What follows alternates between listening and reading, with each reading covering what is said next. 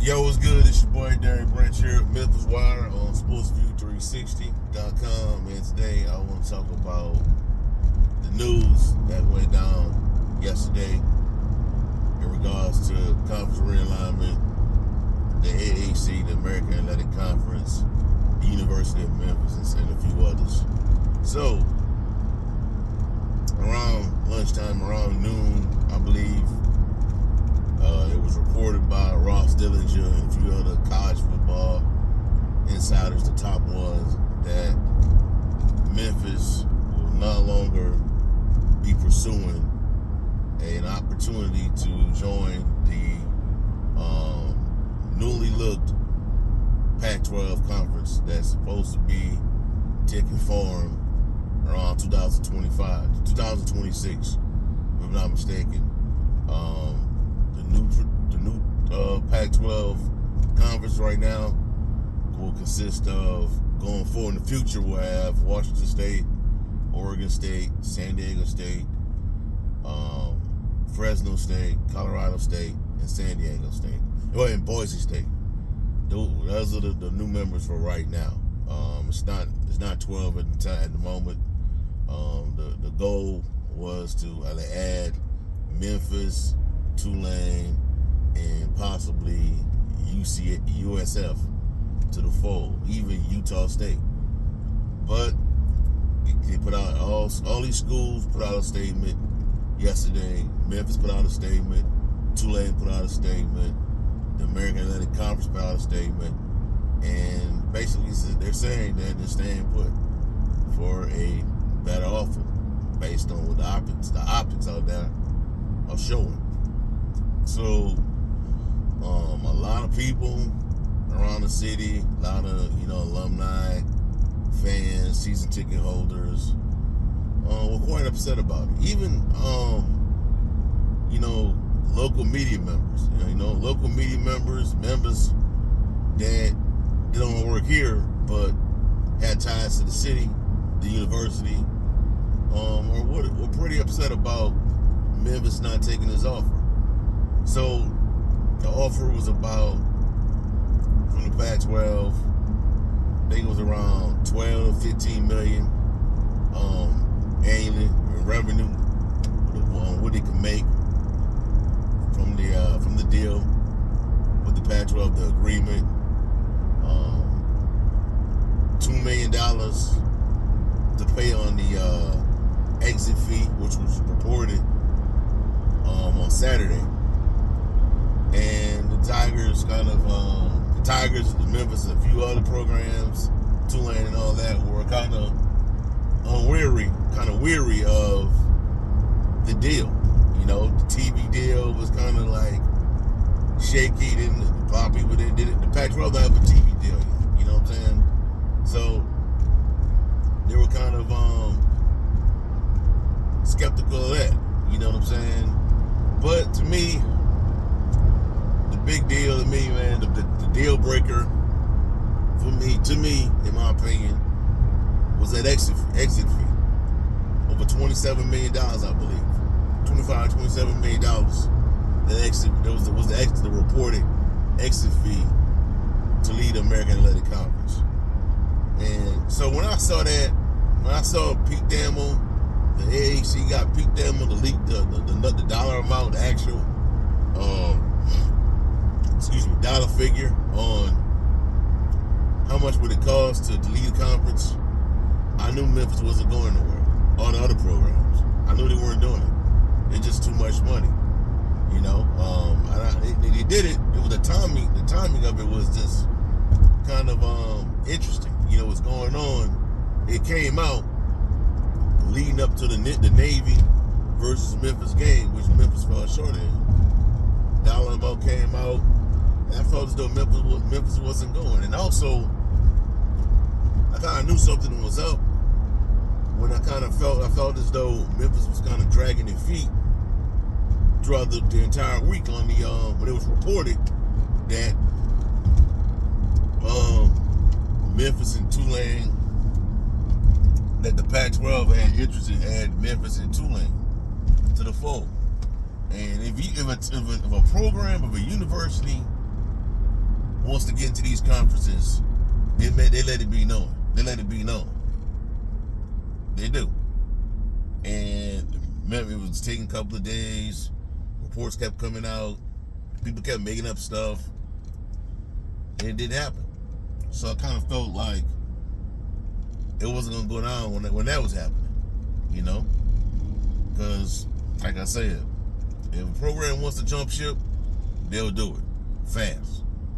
Pay the exit fee and everything. But Memphis was kind of weary of that deal with the Pac-12, the newly looked Pac-12, so they're not going to do it.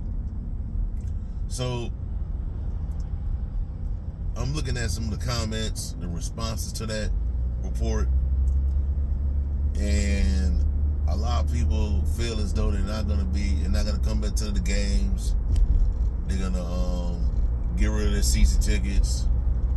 They think that attendance is going to be way down because of that. I don't know. Maybe, maybe not. I just think people are just upset right now. You know what I'm saying? The thing is, my concern about this, I don't blame the program from Umbrella University for not accepting that offer, but they better be sure, they better be confident, 100% confident that they can get into the AACC. From what I gathered, from what I heard from Hitman Hoops, is that they believe they can get into the ACC by 2030. 2030. That's 6 years from now. And to me, during that time, a lot can happen. A lot can happen. You know, and I believe, it's my prediction, they're going to have 2 more realignments. 2 more. And that's probably going to involve the ACC and the Big 12. Then the realignment after that is going to be the final one, in my opinion. The big one, where it's 2 big conferences, the AFC and the NFC. That's what it's going to be. And that's the one that Memphis cannot miss. And to be honest, Memphis can't miss the next one. You better have the program, the athletic program, the university better have everything in order by then. It should be. You know? Because if you miss out on that, it could be nailed in the coffin. You know? Also, this 12-team playoff format, it's not guaranteed. It's not guaranteed beyond 2026. These people are so unpredictable. They want to control everything, and they could go back to the other format. They could go back to 4 teams.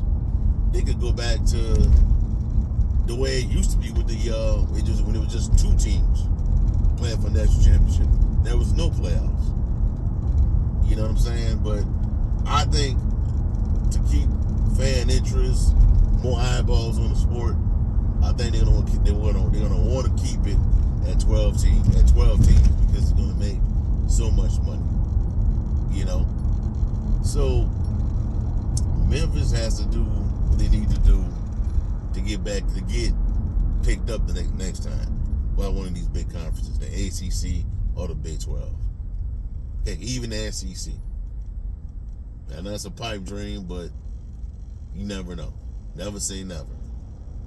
You got to do what they need to do, man.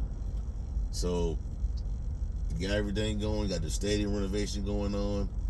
FedEx Forum is going to get renovated. You got the NIL partnership with FedEx, so that's looking promising. Hopefully, they'll keep the automatic bid, the at-large bid for the Group of 5 to keep that going. And I think you should be fine for right now, for during the time being. But just keep in the back of your mind that between now and 2020, a lot can happen. A lot can change. And another thing, the Pac-12 should have came up a little more on that on paying that exit fee. You only gonna pay them $2 million? just 2 million. That's it. We are supposed to have a war chest of funds, which I got from the other programs leaving y'all for the exit money. Y'all could at least give a little more than that, man. So I don't really blame Memphis for that, for being hesitant to take this off, you know. So it is what it is, man. It is what it is. I don't think it's gonna be a mass exodus of fans leaving the not watching the team anymore. It's just people upset. It's just what we do when we don't get things don't go our way. We kind of make these blanket statements. I'm not gonna do this. I'm done with the program. I'm selling my season tickets. I'm not gonna do this. Not gonna watch it anymore. You can watch, man.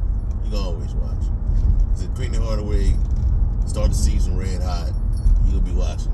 You can go to the games. FedEx Forum is gonna be packed. So I want to say, by now, not a lot of people are gonna give up on the Tigers. So it is what it is, man. Maybe next year, man. Maybe next year something pops up, man. Who knows, man? But we'll see how it all play out. All right, that's all I have for y'all for right now, man. Give me a like, comment, subscribe to the channel. Let me know how you feel. What are your thoughts on Memphis not taking the reported Pac-12 offer? And also check out sportsview360.com for the latest content on the Memphis Tigers football and basketball programs and much more. Have a blessed day. Be safe out there. Peace. I'm out.